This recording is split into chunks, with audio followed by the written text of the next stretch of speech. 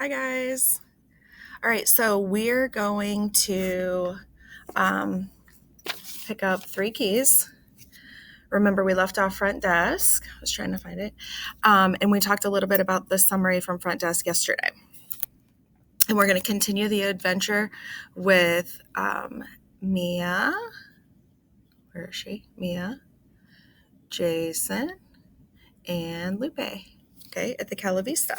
So we're going to get started with chapter 1. It says, a very nice person once told me that there are 2 roller coasters in America, one for the poor and one for the rich. I've only been on one of those roller coasters, and I thought I was never going to get off. But as I watched my best friend Lupe decorate the Cala Vista Motel pool with silver and gold lights, a smile stretched across my face. The lights were the kind you put on your house at Christmas. Even though it was the middle of August and the summer sun beat down on us, it sure felt like Christmas. We were owners now. We had bought the motel from Mr. Yao, and we were finally going to run it our way. A little to the left, Mrs. T, one of the weeklies called, pointing to the BBQ at the pool sign. She and the other weeklies, Hank, Mrs. Q, Fred, and Billy Bob, were also helping set up. They were our regular customers at the motel, but they were so much more. They were family. Hank smiled at the sign. The barbecue was his idea. It was part of his friendlier and warmer rebranding of the Cala Vista, and it was going to be delicious. We were having Hank's tangy, sweet baby back ribs, Fred's corn on the cob, and my mom's fried rice. Hank adjusted the sign, and we all stood back to admire it. Lupe's dad, Jose, gave a holler and a thumbs up from the roof. I waved back at Jose. Ever since we took over the motel, he'd been working almost exclusively at the Cala Vista, which meant I'd gotten to hang out with Lupe all summer long. My mom rushed out from the manager's quarters with a large cooler full of ice, with my dad trailing after her. Don't take that out so early, my dad cautioned. The ice is going to melt. My mom placed the cooler beside the table with the napkins and drinks. Then I'll just run out and get more, she said. You'd think now that we were making more money, my parents would stop bickering. But every morning, my dad still pours the cooking oil he saved from the previous night's dinner into the breakfast pan, saying, "Don't waste," in Chinese. And he still pulls a square from the toilet paper roll to wipe his nose instead of using a Kleenex. It's like he doesn't believe any of this is real, that if he doesn't save every penny, it'll all disappear. I walked over to the white plastic pool chairs where my dad sat and bent down next to him. We're on the good roller coaster now, Dad, I told him. Things are going to be different. You'll see. He reached out and ruffled my hair. Soon, the pool started filling up with guests. Beside the customers, my mom had invited a few of the immigrant investors who had chipped in to help buy the motel. She'd also invited some of the paper investors, the people who invested money but rarely came around. Instead, every month, we mailed them a check and a report. I loved writing the reports. As I squeezed by them, I heard them chatting about what a great summer it had been and how investing in the Cala Vista was the best decision they'd ever made. And it made me so proud. At the drinks and napkins table, a few of our customers were talking about the governor's race here in California. Have you seen the ads? One of the guests, Mr. Duncan, room 15, asked his neighbor, Mr. Miller, room 16. I looked over to see the reaction. Lately, you couldn't miss Governor Wilson on television. He was running for re-election against a woman, Kathleen Brown.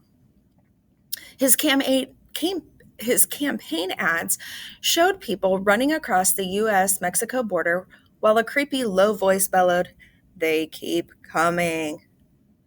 I couldn't stand the eerie music and the Darth Vader voice. Mr. Miller put his baby back rib down and licked his gooey fingers.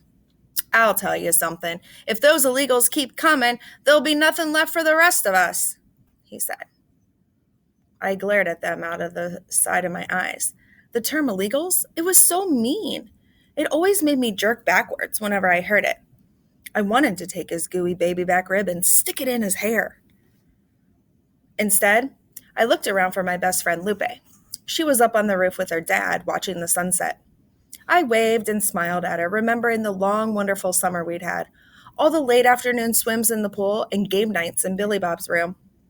It was just like I'd written about in my essay for the Vermont Motel Contest. Mia! Hank called to me from the grill. He was still in his mall security guard uniform, having just gotten off work.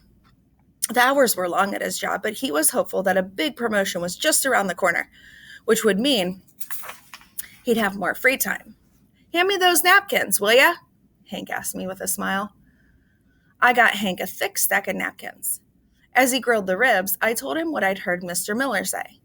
The hickory smoke of the ribs mixed with the frustration in my nose.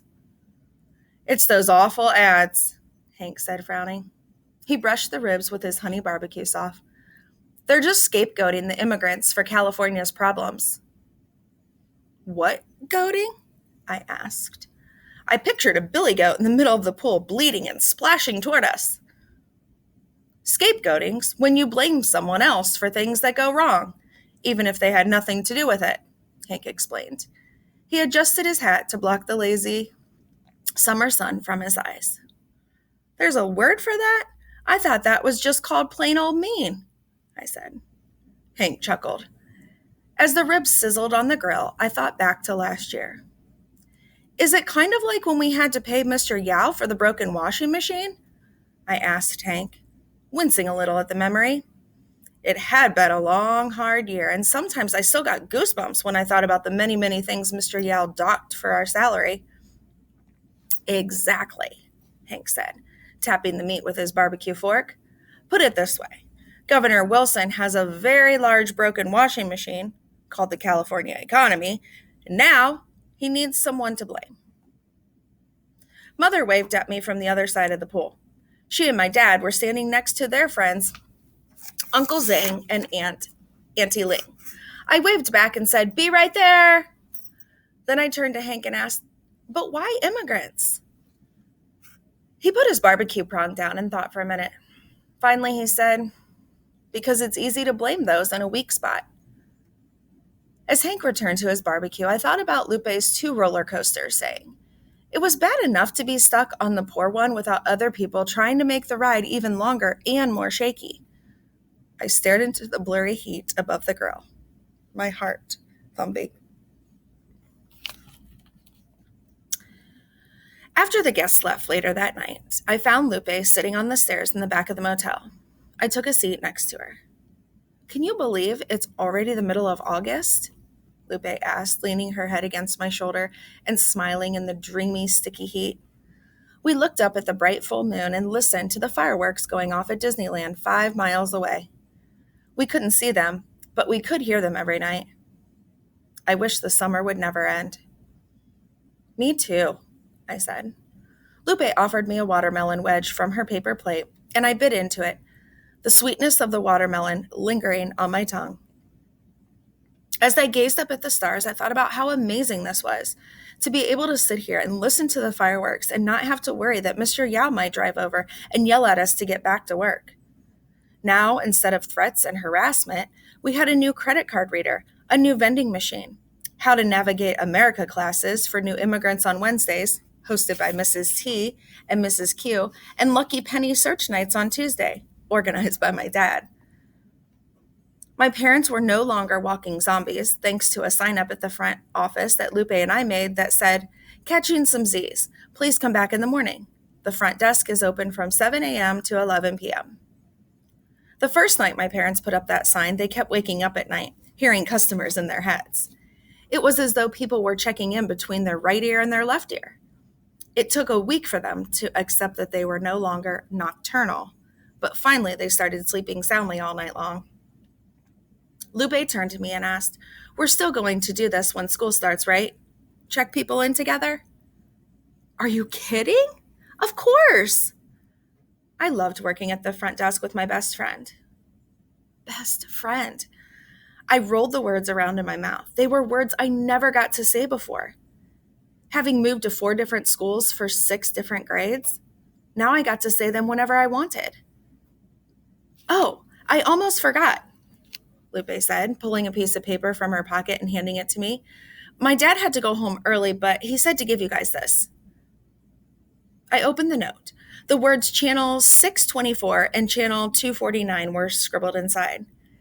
They're the Chinese news channels, she said. He finally managed to get them to work so your parents can watch the Chinese news. I grinned. They'll be so excited. Tell him thanks. Lupe took her watermelon rind, held it up in her mouth, and beamed a gigantic green smile at me. One of the guest rooms' doors opened, and the sound of Channel 5 News spilled into the night. The words illegal immigration thundered from the room. I jerked back again. I never used to hear that term before. Now I heard it 5 times a day. Have you seen the ads on TV? I turned to Lupe and asked. Lupe's watermelon smile disappeared. She put her wedge down and asked, What ads? Like she didn't know what I was talking about, which was impossible. You'd have to be a Martian not to have been, you'd have to be a Martian not to have seen them all summer. Don't worry, he's not going to win, I told her gently. I thought about telling her what Hank said about the goat named Scape. Lupe wrapped her arms tightly around her knees and hunched into a ball. So you ready for school to start tomorrow? She asked, changing the subject. I hope we're in the same class again this year. Me too. Hope we're not in the same class as Jason Yao, she added, making a face. I laughed. He's not that bad. Actually, I'd thought about Jason a few times this summer. I hadn't heard from him. I bet he went on a long, fancy vacation with his parents, staying at one of those hotels with the huge breakfast buffets. I wish we could have one at the Cala Vista. I wondered if he thought about us as he munched on his chocolate croissants. I'd kind of hoped he'd call me. Then I could tell him how well we were doing. There were a couple of days that summer when we had rented out every single room. That had never happened before. We even got to light up the no vacancy sign. My dad let me flick the switch as I lit the sign. I fantasized about Mr. Yao driving past, his face fuming with regret. Jason is that bad, Lupe insisted. Her face turned all red and I stared at her, half amused. He's changed a lot, I reminded her. He was the one who helped us negotiate Mr. Yao for the motel, remember? Still, Lupe shook her head. People don't change. I studied her. Her hands squeezed tight into little fists around her knees as Hank came running over. Mia, Lupe, come quick. You guys gotta see this. We're on TV. What do you think? Who exactly is on TV and why do you think they're on TV? Any predictions? I can't wait to hear. See what you guys think and write it down, okay? And there's some words that we're going to talk about too. Immigrants, illegals, scapegoating. I know they tell you, but have you ever tried scapegoating? The word eerie. What do you think the word eerie means?